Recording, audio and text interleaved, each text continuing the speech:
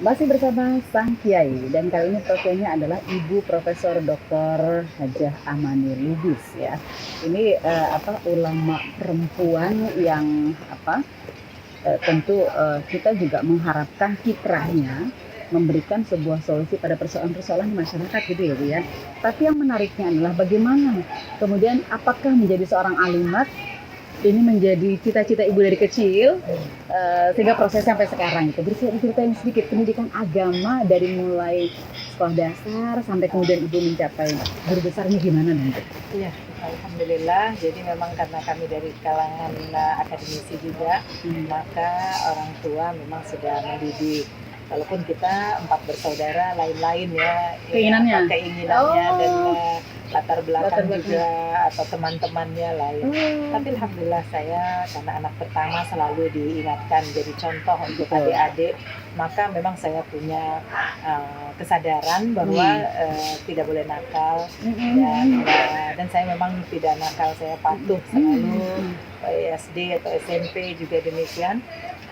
Jadi pernah diomelin gitu Bu sama Umi dulu gitu, apa nakalnya apa gitu? Ya sehingga saya mungkin ya iyalah ya anak-anak mungkin nakalnya anak-anak nih Bu ya. Iya seperti itu, misalnya mengingatkan kenapa pulang sore atau malam ya. Waktu saya ingat waktu SMP itu sekolahnya di Kebayoran Baru, maka mulai kalau pulang ke Ciputat kan bisa agak lama. Kadang apa alasannya macet atau memang ke rumah teman lebih dahulu. Seperti itu aja sih, nakalnya tidak sampai neko-neko ya? Enggak, neko tidak. Nyontek seingat saya juga enggak. Itu ada baru-baru ini ya kesaksian teman-teman SD ini Amani ini atau teman SMP juga ini tidak pernah nyontek ya. Saya bilang karena memang pelajaran sudah dibaca semua, jadi nggak perlu ada nyontek-nyontek atau memang memang saya bukan tipe-tipe seperti itu. Karena alhamdulillah nggak belajar aja juara 1 kok. Amin.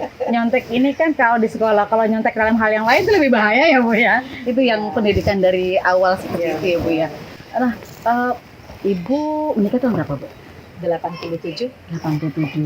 Bisa diceritain nggak sih proses Ibu ketemu jodoh gitu? Alhamdulillah. Jadi jodoh saya ketemunya di Mesir karena sama-sama belajar dulu. Walaupun keluarga saya protektif, sangat menekankan saya harus berprestasi juga di kuliah. Alhamdulillah lulus kuliah di Al Azhar juga peringkat 1 saya. Alhamdulillah. Ini kan jadi inspirasi nih. Iya. Banyak adik kita kan yang kuliah di sana ya Bu ya. Betul. Belajar di Al Azhar itu asal kita nikmati, jangan kita jadikan beban. Hafalan Quran kita nikmati, tentu itu karunia paling besar. Kemudian belajar agama, belajar yang umum, saya dulu dari SMA di sana kan, jadi belajar sains, IPA, kimia, matematik, semua dalam bahasa Arab dan bahasa Inggris. Maka saya nikmati, akhirnya ya alhamdulillah memang prestasi begitu. Kemudian dari situlah bahwa saya juga rasa bahwa saya punya ada potensi bisa mengabdi kepada masyarakat, artinya menyampaikan informasi atau ilmu yang saya dapat juga bisa berbagi kepada masyarakat. Dan alhamdulillah dukungan keluarga itu yang paling utama. Orang tua saya, kemudian suami. Alhamdulillah mendukung semua aktivitas Ibu. Suami saya sangat pengertian dan menyadari bahwa saya punya tugas khusus di dalam masyarakat, maka sejak awal dia dukung. Karena kita sama-sama pulang dari Mesir dan saya punya bahasa Arab, bahasa Inggris, kemudian ilmu agama, maka tanya nih suami saya, kalau ceramah yang mengundang masyarakat dan mengundang mahasiswa nggak usah ambil bayaran. Sorry ini diomongin begini nih. Tapi itu awal-awal kehidupan kita begitu. Jadi saya bisa nyetir ke Serang sendiri. Nah itu ya saya tidak berharap. Jadi kita wakafkan waktu kita ya untuk umat ya, untuk agama ya. Tapi kalau maka nanti rezeki datang dari Insya Allah kalau kita kejar pintu lain. Betul. Nah, untuk jadi seorang ulama perempuan, ustazah atau mubaligh, ini emang udah pilihan dari dulu atau berjalan mengalir gitu aja nih Bu? Sebenarnya saya itu malu bersuara. Jadi dulu ya masih tamat S1 itu bukan orang yang pertama harus angkat tangan untuk bertanya depan dosen. Sebenarnya tidak.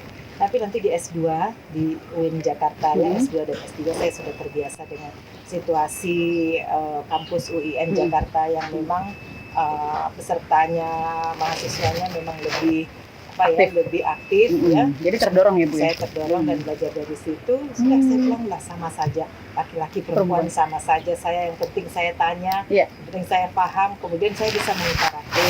Nah, aktualisasi diri saya itulah yang saya selalu uji, saya selalu tempat di berbagai kalangan, berbagai tempat, sehingga saya bisa insya Allah ya membawa diri di kalangan akademisi, ulama, di kalangan diplomat, di kalangan aktivis, begitu. Alhamdulillah. Aduh, ini contoh ya. Profil Ibu akan menjadi inspirasi buat anak-anak muda yang juga ingin tampil loh Bu ya, mengaplikasikan ilmunya. Nah, menjadi seorang ulama perempuan, ini kan berhadapannya juga dengan para ulama laki-laki, para kiai gitu ya Bu ya. Dan dimana kita lihat, ini betul atau tidak, lebih banyak para laki-laki. Bagaimana Ibu memposisikannya?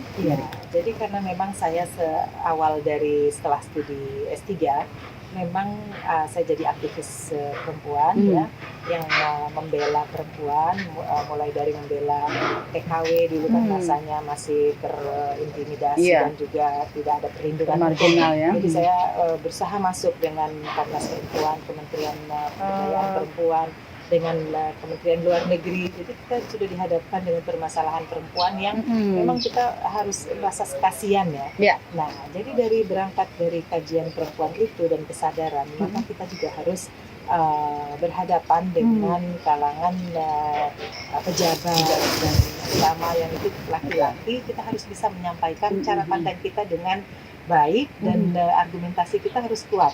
Nah, disitulah kita juga bisa memperkenalkan diri. Mudah-mudahan kalau kita menjalankan amanah ya dengan baik, menyampaikan pesan juga bil hikmah wal mau'izatul hasanah, ini tentu akan diterima.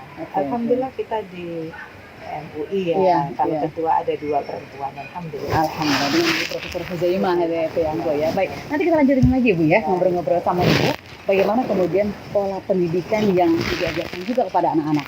Apakah anak-anak juga dituntut untuk jadi profesor seperti Ibu? Gitu. Tanyakan kembali setelah informasi yang berikut.